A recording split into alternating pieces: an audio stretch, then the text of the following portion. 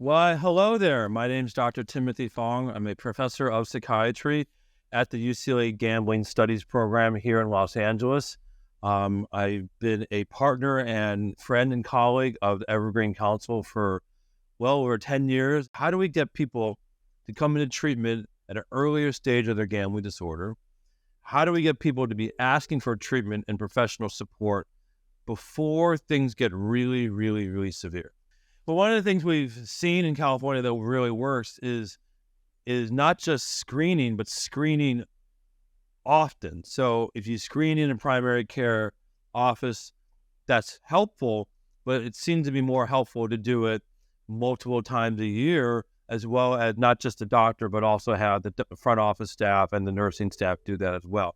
So that's one thing we've seen. Number two, we've seen that when people call, if you can make an appointment within the first 2 or 3 days of actually calling for help, that makes a huge difference in getting people sooner rather than later. The other thing we're looking at are things like, instead of calling it gambling screening, talk about it in terms of, say, financial health, financial literacy, and then bringing it to a at-risk population. For instance, college students or folks, who are athletes who at the beginning of the season.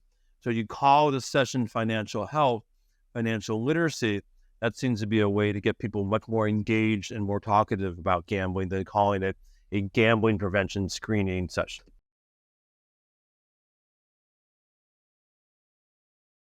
Having online resources and videos that people can access quickly, that are timely, that are accurate, that are up to date, things like that, all that. Because again, seeking treatment, we know, is not something people want to do, it's something they are compelled to do.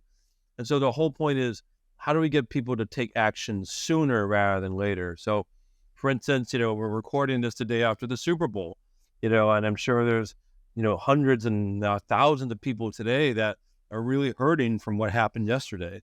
And yet we didn't have a messaging saying, hey, here's, open office hours after the Super Bowl if you just want to come chat with a therapist or counselor and not even sign up officially for treatment. That's the sort of thing, is try to take advantage of those key points during the calendar year where people might be able to come in and get help. What we do at UCLA, as well as with the state program, is after the first visit, number one, it seems obvious, but we schedule the second visit. We don't let people leave unless they actually have a firm appointment. Number two, we will then have a reminder for that appointment, of course.